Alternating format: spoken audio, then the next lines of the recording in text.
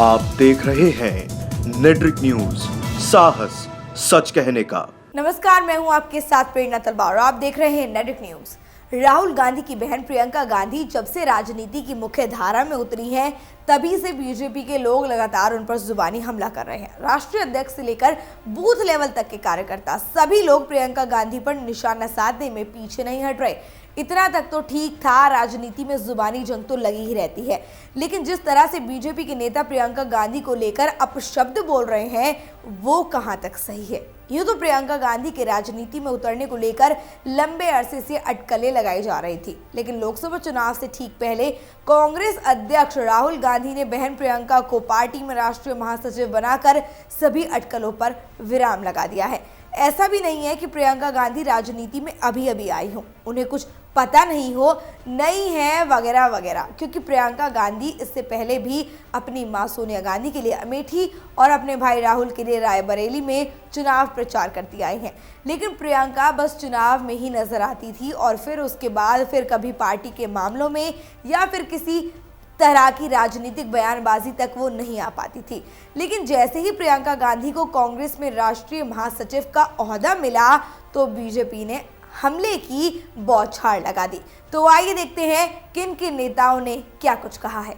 बात करें बीजेपी के राष्ट्रीय अध्यक्ष अमित शाह की, तो सक्रिय राजनीति में प्रियंका गांधी की एंट्री को लेकर बीजेपी अध्यक्ष अमित शाह लगातार हमला बोल रहे हैं। सबसे पहले हिमाचल प्रदेश में उन्होंने कहा था कि बीजेपी की सरकार ने 1 साल के अंदर 1 रैंक 1 पेंशन का वादा निभाया, लेकिन कांग्रेस ने भी 1 रैंक 1 पेंशन दिया है। लेकिन बीजेपी के और कांग्रेस के 1 रैंक 1 पेंशन में थोड़ा अंतर है। कांग्रेस के OROP का मतलब है ओनली राहुल ओनली प्रियंका। मोदी जी ने 1 रैंक 1 पेंशन दिया सेना के जवानों को, शहीद की विधवाओं को।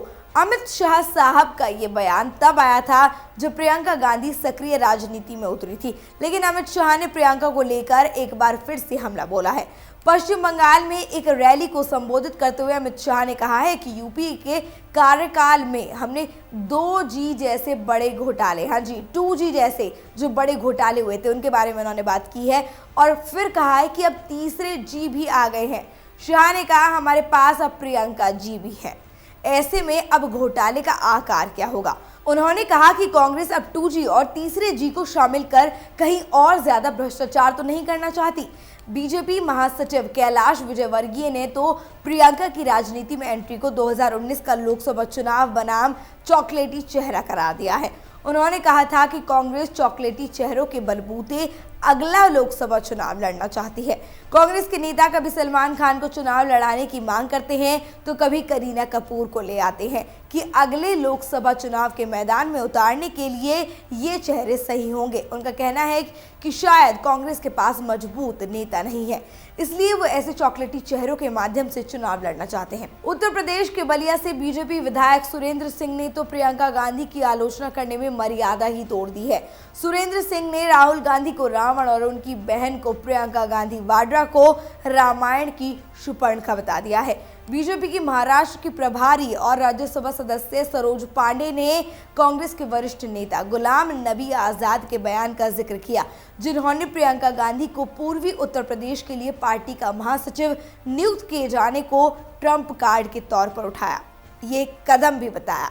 तो राजनीति में बयानबाजी तो होती रहती है, लेकिन जिस तरह से बीजेपी के नेता और कार्यकर्ता लगातार प्रियंका गांधी को लेकर बयानबाजी कर रहे हैं, उससे तो यही लगता है कि प्रियंका की राजनीति में एंट्री से बीजेपी डरी हुई है। फिलहाल देखना यह होगा कि प्रियंका के महासचिव बनने से और सक्रिय राजनीति में आने से बीजेपी का जो हाल हुआ है वो कितना सही है और कितना नहीं, क्योंकि बीजेपी अगर डरी हुई है तो वो चुप तो बैठेगी नहीं। एक के बाद एक बयान सामने आ जा रहे हैं और प्रियंका के लिए कई बार लोग अपशब्द भी यूज कर रहे हैं। लेकिन अब देखना यह होगा कि बीजेपी किस हद तक जा सकती है कांग्रेस को पछाड़ने में और प्रियंका गांधी को नीचा दिखाने में।